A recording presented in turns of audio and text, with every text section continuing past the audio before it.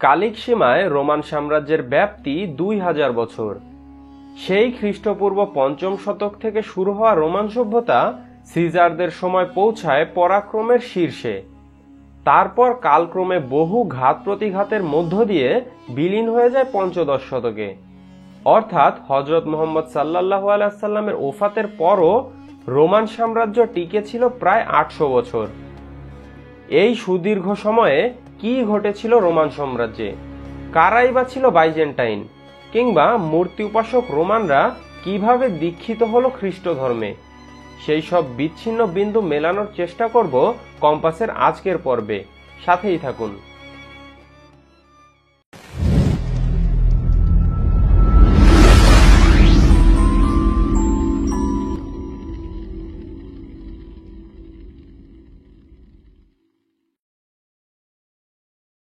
রোমানদের উৎপত্তি মূলত ইতালিতে। সাম্রাজ্যের রাজধানী রোমের নামানুসারে তাদের নামকরণ করা হয়েছে রোমান। টাইবার নদীর তীরে অবস্থিত রোম শহর চারদিকে 7টি পাহাড় দিয়ে বেষ্টিত। শুরুতে রোমান সাম্রাজ্যের স্থানিক সীমা শুধু বর্তমান ইতালির মধ্যেই সীমাবদ্ধ ছিল, তবে 200 বছর পর থেকে সাম্রাজ্যের সীমানা ইতালির বাইরেও প্রসারিত হতে থাকে। সেই সময়ে ইতালির বিভিন্ন অংশে বাস করত অনেকগুলো ভিন্ন ভিন্ন গোত্রের মানুষ। তাই রোমান সাম্রাজ্যকে কোনো একটি বিশেষ জাতিগোষ্ঠীর সাম্রাজ্য না বলাই ভালো। শুরুতে রোমান সভ্যতা ছিল অনেকগুলো নগর রাষ্ট্রের সমষ্টি বা অনেকটা কনফেডারেশন, যার নাম ছিল রোমান রিপাবলিক। সিনেটর বা প্রতিনিধিদের পরামর্শে চলত রোমের শাসন। সেই যুগকে বলা হয় রোমের রিপাবলিকান অর্থাৎ প্রজাতন্ত্রের যুগ। অবশ্য কালক্রমে রোমের প্রজাতন্ত্র রূপ নিল রাজতন্ত্রে। রোমে প্রজাতন্ত্রের স্থায়িত্বকাল ছিল প্রায় 500 বছর, আর রাজতন্ত্র বিরাজমান ছিল পরবর্তী 1500 বছর। সব মিলিয়ে এই 2 সহস্রাব্দে মানব ইতিহাসের অত্যন্ত গুরুত্বপূর্ণ স্থান জুড়ে ছিল রোমান সাম্রাজ্য, যার ফলাফল এই আধুনিক যুগে এখনো রয়ে গেছে। বর্তমান ইতালিতে উৎপত্তি লাভ করে রোমান রিপাবলিকের ব্যাপ্তি কালক্রমে ভূমধ্যসাগরের ওপারে উত্তর আফ্রিকায় ছড়িয়ে পড়ে। বর্তমান সময়ের মরক্কো ও আলেজিয়ার উত্তর উপকূল রোমান সাম্রাজ্যের অন্তর্ভুক্ত হয়। শত শত যুদ্ধবিদ্রোহ, অভ্যুত্থান, পাল্টা অভ্যুত্থানের মধ্য দিয়ে সমৃদ্ধির দিকে ক্রমে এগিয়ে যেতে থাকে রোমান রিপাবলিক। তবে যুগে যুগে ডিক্টেটরদের আবির্ভাব ঘটতে থাকে প্রজাতন্ত্রে। যদিও জুলিয়াস সিজারের জন্ম রোমান রিপাবলিক জামানায়, তিনি রোমের অত্যন্ত পরাক্রমশীল ডিক্টেটর হিসেবে আবির্ভূত হন। তিনি সমৃদ্ধশালী মিশর জয় করেন, আর মিশরের রানী ক্লিওপেট্রার সাথে তার প্রণয়ের কাহিনী তো সর্বজনবিদিত। তার সময়ে রোমানরা পরিণত হয়েছিল মেডিটেরিয়ান তথা ভূমধ্যসাগরীয় অঞ্চলের একচ্ছত্র অধিপতিতে। জুলিয়াস সিজারের মৃত্যুর পর তার পালক পুত্র আগাস্টাস সিজার রোমের সিংহাসনে বসেন। তিনি রিপাবলিকান পন্থীদের চূড়ান্তভাবে পরাজিত করেন, রোম প্রজাতন্ত্রের চিরতরে বিলুপ্তি ঘোষণা করেন এবং প্রতিষ্ঠা করেন রোমান সাম্রাজ্যের। তাই বলা হয় রোমান সাম্রাজ্যের প্রথম সম্রাট ছিলেন আগাস্টাস সিজার। আগাস্টাস সিজার নিজের নামানুসারে তার জন্মমাস আগস্টের নামকরণ করেছিলেন। উল্লেখ্য যে তার পালক পিতা জুলিয়াস সিজার নিজের নামে নামকরণ করেছিলেন নিজের জন্মমাস জুলাইয়ের নাম। রোমানরা প্রাথমিক যুগে অর্থাৎ প্রথম 800 বছর ছিল প্যাগান অর্থাৎ পৌত্তলিক। রোমানদের প্রথম দেবতা ছিল জুপিটার। ভৌগোলিকভাবে মিশরের অদূরে ফিলিস্তিনের অবস্থান, তাই ঐতিহাসিকভাবে মিশর ও ফিলিস্তিন একই সাম্রাজ্যের অন্তর্ভুক্ত ছিল ইতিহাসের অধিকাংশ সময়।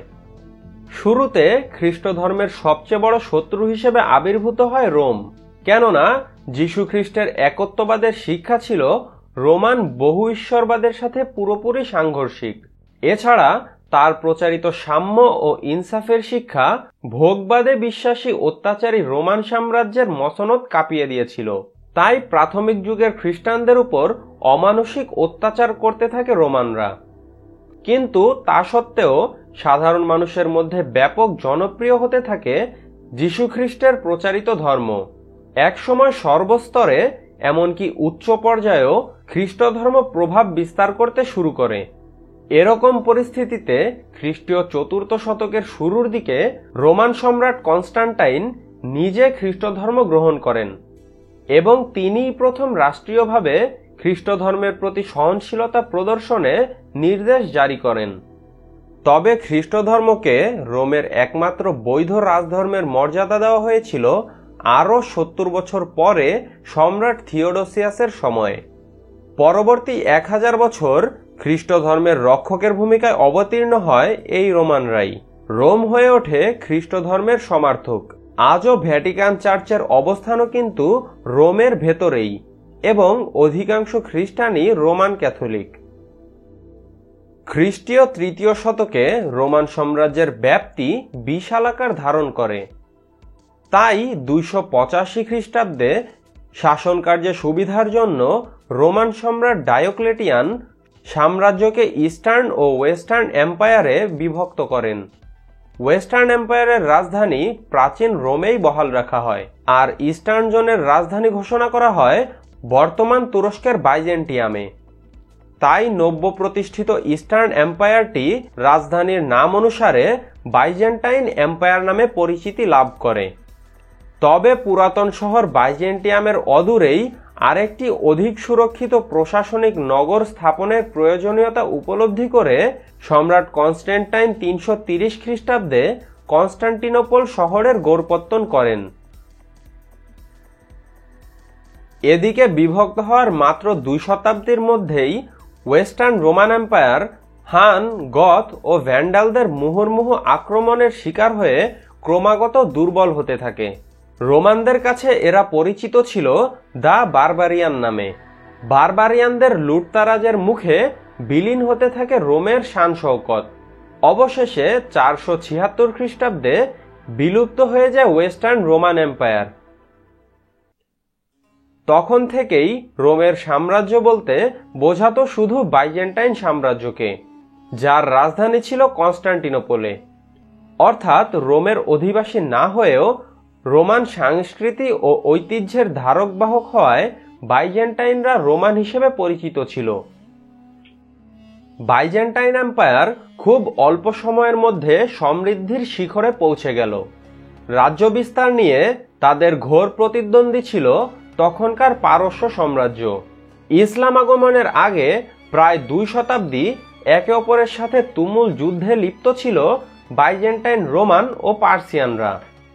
ইসলামের উত্থানের যুগে মিশর দখল নিয়ে রোমান ও পার্সিয়ানদের মধ্যে তীব্র প্রতিদ্বন্দ্বিতা চলছিল। আরবের শুকনো অনুর্বর মরুভূমির প্রতি রোমান বা পার্সিয়ান কারোরই কখনো বিশেষ আগ্রহ ছিল না।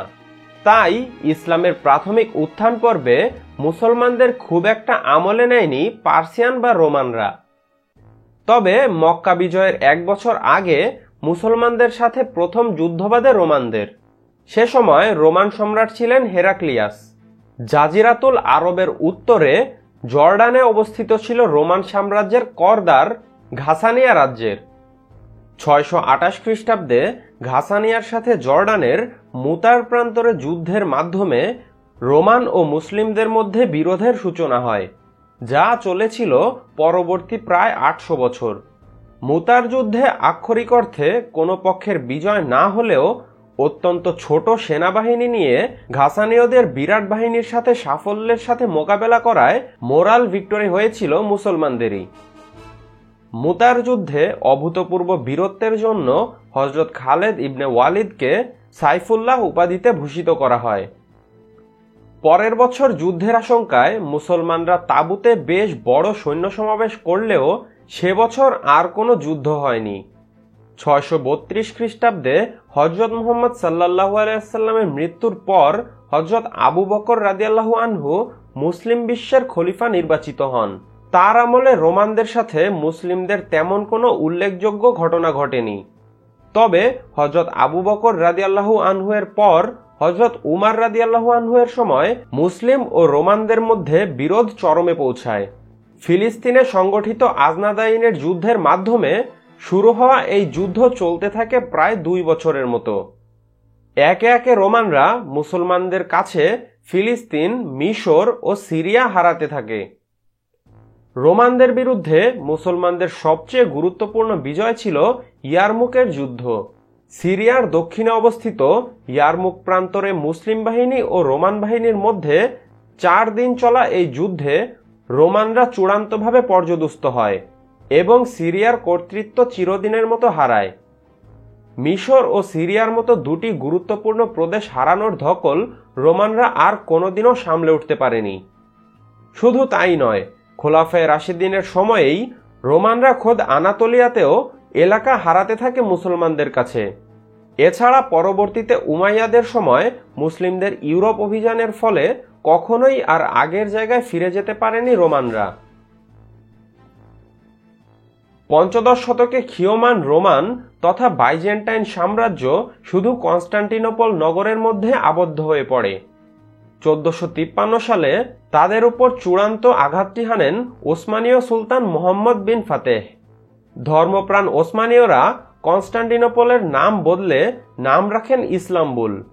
পরবর্তীতে যা তুরস্কের সেকুলারাইজেশনের সময় গ্রিককরণ করে ইস্তানবুল হিসেবে লেখা হয়, এখন ইস্তানবুল নামেই পরিচিত কনস্টান্টিনোপল। এককালের পরাক্রমশীল রোমানরা আজ নেই, কিন্তু রয়ে গেছে তাদের কীর্তি, রয়ে গেছে তাদের চিহ্ন। স্থানিক, কালিক এবং ঐতিহাসিকভাবে রোমান সভ্যতার বিস্তৃতি ও প্রভাব এতটাই যে এর উপর কয়েক লক্ষ বই প্রকাশিত হওয়ার পরও পুরোপুরি বিশ্লেষণ করা সম্ভব হয়েছে বলে বলা যাবে না। এখনো ঐতিহাসিকদের কাছে গবেষণার অত্যন্ত প্রিয় বিষয় রোমানরা।